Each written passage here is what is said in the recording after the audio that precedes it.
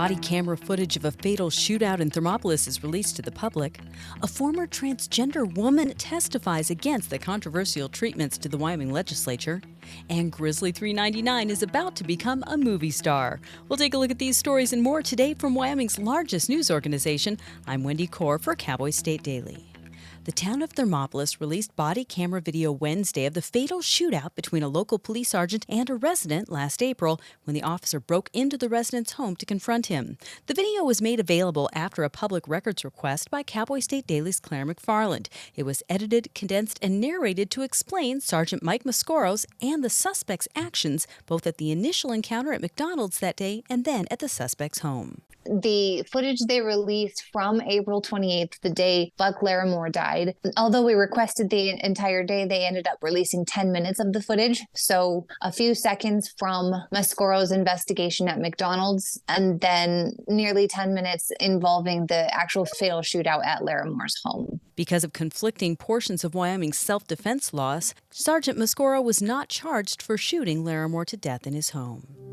Activist Chloe Cole, who has detransitioned after receiving transgender surgeries as a minor, testified on Wednesday against the controversial treatments. Cowboy State Daily's Leah Wolfson reports that Cole's message is that Wyoming needs to take a stand against the medical industry, which largely supports some form of gender transition treatments on minors. She's a 19-year-old woman who received gender surgeries and treatments at the age of 13 and 15 years old. She got the surgery at 15 and she started receiving hormones at 13. And she significantly regrets that decision and kind of really urged the committee to take up the bill, which they did. They ended up passing it 5-0. Senate File 98 would extend the right for someone in Wyoming to seek legal action against a physician that provided them gender transition services as a minor up to the age of 21.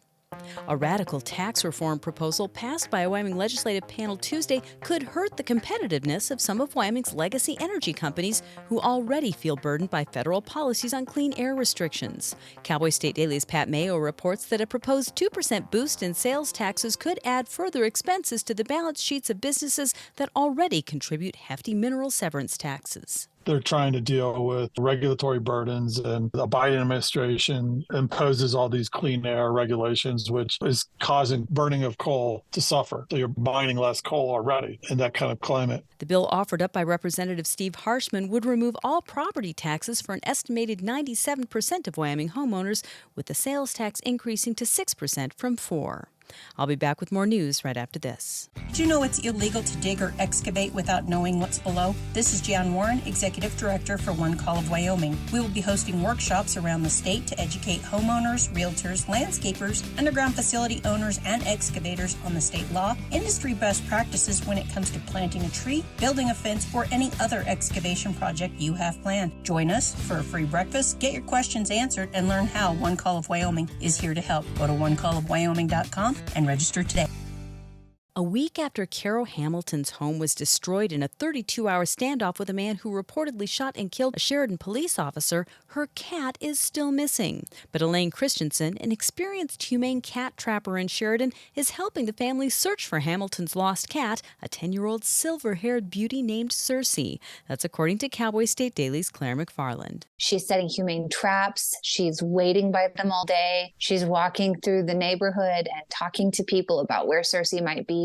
She's hopeful that the authorities will soon lift the security fence around the home so they can search in the rubble. Caro's 2 dogs also got caught in the standoff, but were found after the ordeal ended last week. And the world's most famous bear, Grizzly 399, is now a movie star.